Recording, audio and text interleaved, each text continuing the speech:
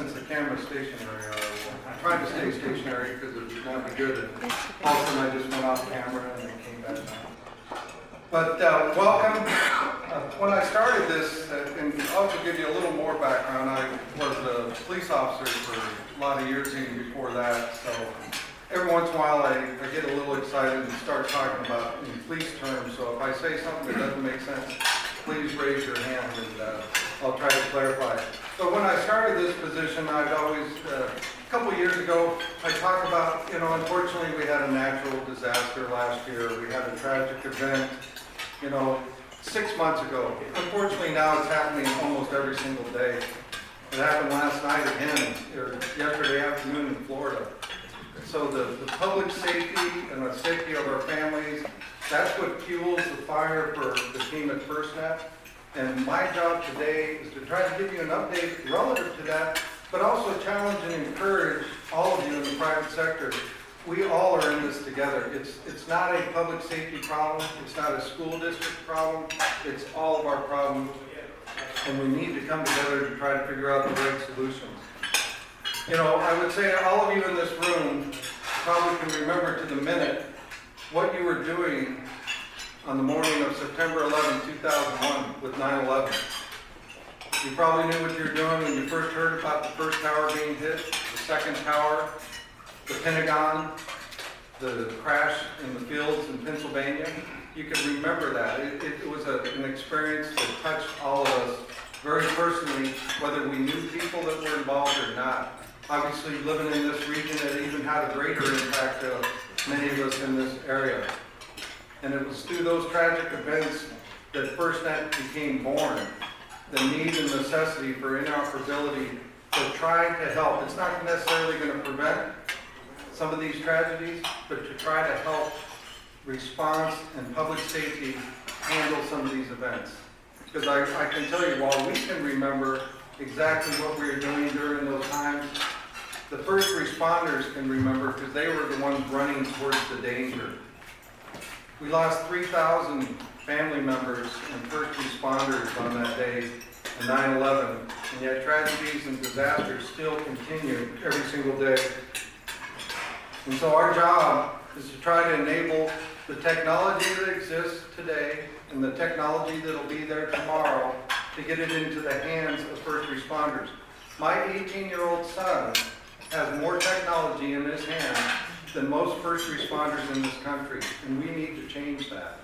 We absolutely need to change that. So I'm going to talk about where we are today, talk a little about the innovative business model with our public-private partnership that we've established, and also a little about where we're headed. We're trying to establish, not only build this network, but a global public safety communications market. But how did we get started? As I mentioned, FirstNet, the genesis of that was 9/11. Public safety after that event, and it was affirmed by the 9/11 Commission. This is the last recommendation of the 9/11 Commission, is to build a nationwide broadband network for public safety with interoperability. Some of you in this room were in the ground floor of that. Public safety advocated it for years and years, and then it came to manifestation in 2012 when Congress passed the laws that created the First Responder Network Authority, or FirstNet. And when Congress did that, they did a couple of things. They allocated $7 billion of future spectrum auction funds, and they allocated 20 megahertz of spectrum to the FirstNet Authority to say, go out and get this built in the 56 states and territories in the District of Columbia. Well, obviously that's not enough funding to be able to do and take on something of this magnitude. So in the early days of FirstNet, we hit the road. We started doing consultation and outreach. We worked with Congress, we worked with NTIA, the FCC, and we worked with industry. We had numerous industry days to say, how do we solve this problem? How do we bring public safety technology into the hands of the people that need it the most? Through those conversations, we collected data from over 12,000 public safety agencies representing over 2 million public safety personnel. And that through that process, what they told us why they needed FirstNet. They needed it for that interoperability. Because of mutual aid, they need to be able to talk together effectively. 9/11 was one of those reasons. But it's not, this isn't just about terrorist attacks. Think about what happened in 2017, the countless lives lost through natural disasters, and over $306 billion in property destruction and damage in 2017 alone from natural disasters.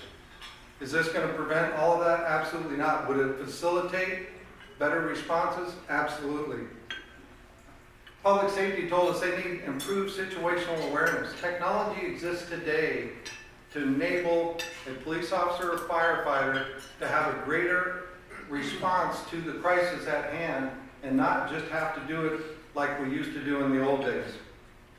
If you think about what happened in Las Vegas, in that shooting, 58 people were killed. 851 were injured. Of that 851, 420 had been shot in addition to the 58 killed. As Las Vegas Metro and all those agencies were starting to crash, and they call it a code red, every agency within radio distance was screaming to that site.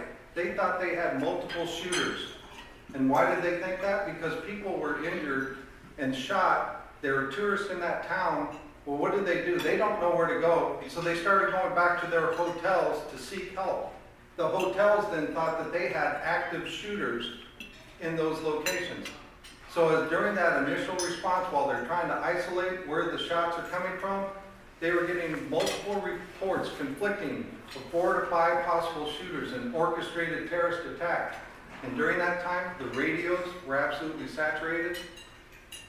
Police officers and firefighters and paramedics couldn't communicate with each other. The spectrum was absolutely saturated. And this will help solve some of that during those times of crisis. If they have the ability for live streaming and video and being able to get data out. The city of Las Vegas, for example, they got a federal grant, and they basically did the equivalent of Google Earth, but for buildings. So they have videotaped every single building in Las Vegas. They are able to go down like you can do on Google Earth and go down a hall, and they know 3 doors down, it's a restroom. And it works great at their headquarters on a desktop. It can't get out because of the bandwidth and because of the size of the data. So it's the greatest technology, but it might as well be a paperweight. So they're trying to solve some of those problems. One of the other things that also is going on is we need to get connected responders the information they need to have using technology that we have. Did you know that most on-duty firefighter deaths are not the result of being burned or crushed? They have heart attacks. 75% of the deaths are due to heart attacks. As you can imagine, the heat and the strain of what they're having to do, trying to respond and rescue people. But there's sensors now, body sensors that are available to be able for incident commanders to say that Bob maybe is a little under stress and to pull him out of that situation to try to save lives. Police officers, in 2017, we had 120 killed in the line of duty, 18 so far this year. We've had 7 killed just in the last 8 days in the line of duty. And can technology help maybe save one of those? If so, we should be pursuing it. The technology exists with facial recognition and body-worn cameras to notify police officers. The camera has the ability now with facial recognition to be able to say in the camera view, a known offender is in your area. Well, then there's obviously a lot of privacy issues, a lot of that. It's implemented in some other countries, but it's not here in the U.S. yet. So will that help make the response a little more safer for the police officers, firefighters, and paramedics that are protecting our community, our neighborhoods, our family, our kids? Absolutely. We should be trying to do something about that. Mapping technology exists. Help for the traffic management. You hear about Internet of Things and traffic management and sensors. We should be capitalizing on that technology not only to make transportation easier, but also to facilitate a more timely response. Many police officers are also hurt or injured in traffic accidents when they're trying to get from A to B without creating a problem. When I was a police officer, they used to train us, don't turn on your lights and sirens. This was in Arizona because everyone has their air conditioning on in Arizona, so it's very loud in the car. So they don't want to hear the air conditioner, so they'd actually turn their radios up even louder to drown out the sound of the air conditioning. They would not hear police sirens. I was a police motorcycle officer, and I got hit once because the person couldn't hear the large sirens and everything coming. Luckily, I was kind of like Nerf cop. I bounced back up, but I could have been killed, right? So technology exists. We need to take full advantage of the technology. And that's not even envisioning what's out there tomorrow.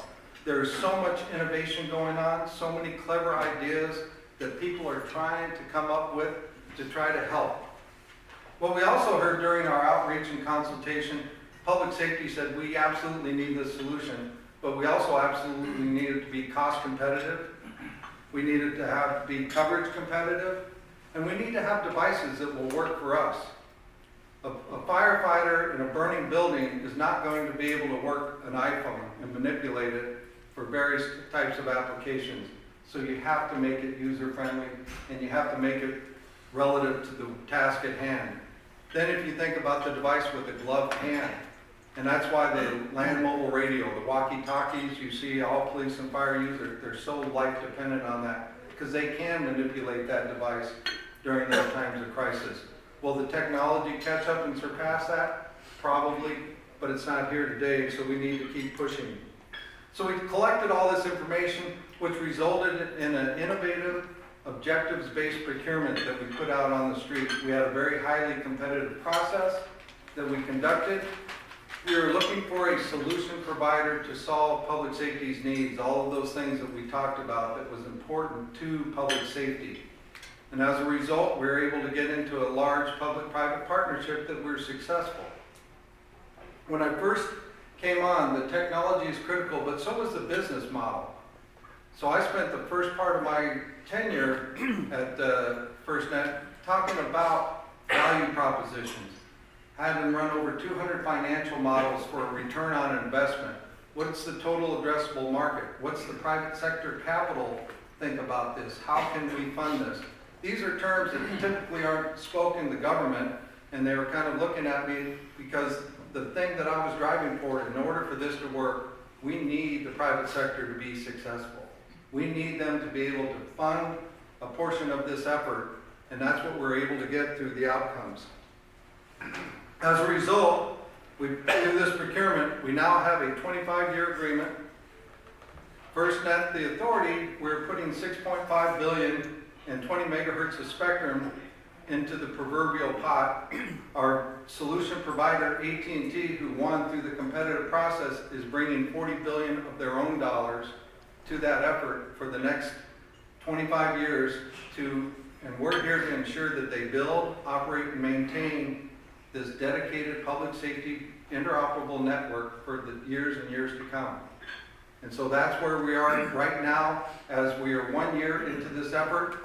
Lots of work has been done. One of the other things that we now are focused on is at the end of last year, through the statute and through the process, all the states and all the states' governors had a decision whether or not to have FirstNet and AT&T in this case build out the radio access network in their state, or have the state build it themselves. And they all decided, all 56 states and territories, to have, and the District of Columbia, have us build it out to the specifications that AT&T has stepped up to and that we are contractually holding them accountable for. And that's just the first part, because there is no mandate that public safety use this network. Public safety said it's critical, they need the technology, they need the tools, but it is not a law, it's not a requirement. So AT&T has to build the proverbial better mousetrap, and it has to be cost competitive, and it has to solve the problems that public safety has identified. So we're focused now on the dedicated, secure public safety infrastructure, and we're continuing to work on creating a new communications platform. When you start thinking about all the sensors and the Internet of Things and everything that's coming online, there's huge opportunities to start solving some of the problems, and we really opened the public safety marketplace for the future. And that's just not within the U.S. Right now, there are 20 foreign countries that we are actively engaged with who are wanting to understand what we did. We continue to learn from them because this is a global initiative. This is a global issue that is confronting the world, hands down. So we're spending a lot of time trying to get the best practices from them. So when you think about from the private sense, in the private sector, the total addressable market that you heard me talk about, in the US, there's 60,000 public safety agencies. That's a pretty significant market, but then you put it on a macro stage in the world platform, it becomes a huge opportunity for private sector to realize there is a return on an investment, but also it's helping the society and it's helping first responders solve some of the problems that they have every day on behalf of us. This is no longer, the world that we live in, unfortunately, is no longer just the police's problem or the fire problem or my neighbor's problem. It's touching all of us. So my one challenge and appeal to everyone in this room, and we have all kinds of different great walks of life and different sectors and different businesses in here, is we have to continue to strive and push ourselves and push our organizations to solve some of these public safety problems. If you don't have a public safety organization within your respective organization, you should at least be aware and see where you can help out and offer solution sets, because we're all in this together. Every single day, unfortunately, tragedies are happening left and right, and this isn't going to solve everything. It's not the miracle elixir, but it is a first step in getting that. We're also pushing out, as part of this process, and it was mandated by statute, we're pushing further into the rural areas. So each phase of the build-out will go a little further into the rurals, but is it going to cover every square inch, every square mile? No. But we're also trying to augment that with the deployables and all the technology that we can bring to bear to help solve some of the problems. In the state of California, last summer, for example, they had over, at one point in time, 300 active fires, and they had over 20,000 firefighters not from California in their state working on those fires. And they literally are handing out radios out of the backs of trucks because there wasn't interoperability. If we do this right and get this right, firefighters from all over the country can still come to California, but they'll still be just carrying the device that they use on a day-to-day basis. When you think about volunteer fire, that's 75% of the firefighting force in this country, and many of those are cash-strapped and they're using their own devices. Can we enable this technology to them to help them protect their communities that they're working on? I need industry to continue to innovate. We need you to continue to push on behalf of public safety because they're pushing on behalf of us. We count on them to protect us. They need to count on us to do everything we can to make their jobs a little safer. When I reflect back on some of my days, if I'd had the technology then, and it didn't even exist, when I talk to my kids sometimes, about, I think I had literally the first cell phone hang up because I was working undercover in Arizona, and we followed a suspect down to the Arizona-Mexico border. And my wife called on this new cell phone, big huge brick, took up half the car, and said, and we had a newborn baby. My wife said, I'm deathly ill. You need to come home and take care of our daughter. It's like, I can't. I'm staring at the Mexico border. I think literally I registered the first cell phone hang up. That's my claim to fame. And that's about the extent of my wireless knowledge, quite frankly.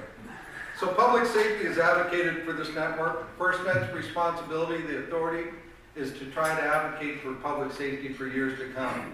We're going to continue to challenge ourselves. We're certainly going to challenge AT&T, and we're going to challenge the marketplace to do everything we can to help try to solve problems for public safety going forward.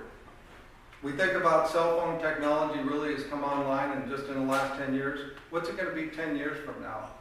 And this is a 25-year contract. We set up a contract vehicle where the technology can evolve, and it's our responsibility and it's our privilege, and we're humbled at FirstNet to be able to have just a small part in trying to help public safety do what they do every single day. And so I really want to thank you all so much for the opportunity to continue to spread the word about FirstNet. I'm appealing to all of you. What you can do to help, please don't hesitate to raise your hand because everyone's in this together. So thank you all very much, and I know I'll take a few questions. And I was going to start with Paul. Paul Kirby from here daily. C.J. Kennedy was the president of FirstNet. He left at the end of last year. Are you going to replace him? Are you going to continue as a president, or how will that work? FirstNet. Right now, I'm not planning to fill that spot. You betcha. Yes, sir. Mike, I take it AT&T is going to be able to make commercial use of the spectrum when there isn't an emergency, which is usually localized. You might want to explain that. Yes, so part of the value prop for AT&T and part of their rationalization of their $40 billion, obviously, is the ability to commoditize the excess spectrum. So 99% of the time, 99.9% of the time, that spectrum, along with their existing spectrum that they already have in place, that they've already allocated, and I forgot to mention priority and preemption for public safety, they'll be able to commoditize and use it in the commercial, in a commercial basis. And we want them to be successful with that. So that's a big opportunity for them. They are taking on the risk that they are going to be able to sell and fill up that spectrum with paid subscribers. And don't think about just cell phones, devices, those types of things. So there is a return on investment that made sense. And that was part of the key components to when we put this RFP out on the street, because quite frankly, we weren't sure anyone was going to bid, because it's a pretty arduous task. And is that ROI model making sense to be willing to take that on? And AT&T, raised their hand and threw their hat in the ring. Yes, sir. Yes, sir. I represent America's public television stations, and our stations have committed 1 megabit per second of our data stream to support FirstNet. And we've got ubiquity. We're all over the country, including in rural America and so forth. And our data casting is able to do this on an encrypted, secure basis with local and state and federal public safety agencies. The struggle we're having right now is trying to find a way to be interoperable with what you're doing, what AT&T is doing. How do we believe in this public-private partnership? How do we get from here to there? I think you need to continue to work with us and work with AT&T. I mean, I kind of equate what we're doing right now is the first year, we're coming up on our 1 year under contract, and AT&T had a hard requirement to have their core built within a year. And they are on track with that to get it done next month. So we're kind of not, building the airplane while we're flying, but they're trying to move very fast, and we are trying to push them to move very fast. Because as I mentioned, the driving compelling force out of this was 9/11. And some people accuse us of going too fast, but then public safety will say, you're 16 years behind. So we're still trying to push and go as fast as we can. So I think those other interoperability and the other enhancements to the overall solution set will come in time, and we're trying to push it on all different things with the device and application ecosystems that we're pushing. I'm hosting, not me personally, but my organization, innovation forums throughout the country over the next 3 or 4 years, where we're bringing public safety practitioners together in a room, because even though I was former public safety and we have quite a few within our ranks, we don't profess to know what public safety needs today. So we're bringing them together to give us what do you need to solve your problems. We have our next one actually next week or 2 weeks from in Houston, where the Houston Police Chief is hosting it. We're bringing in technicians from the public safety world to say, tell us what you need, and then we're going to get that over to the private sector developers in the community. We envision getting to a point where we actually just facilitate those meetings, and private sector comes in and participates and hears directly firsthand from public safety. That's great. You develop this system, but it doesn't necessarily meet our needs. I think of a company that has built the technology to be able to detect where you are in a building. And everyone's heard about, your cell phones today, X and Y, lat and longitude, where, how your phone knows where you are and you can see your phone on a map. Well, what they can't do today is tell you where you are in the building. So in this building, they can all see us probably, if you could get into this, the bowels of the St. Regis, that we're all in this room, but they don't know we're in the basement or are we on the top floor. Well, the technology is getting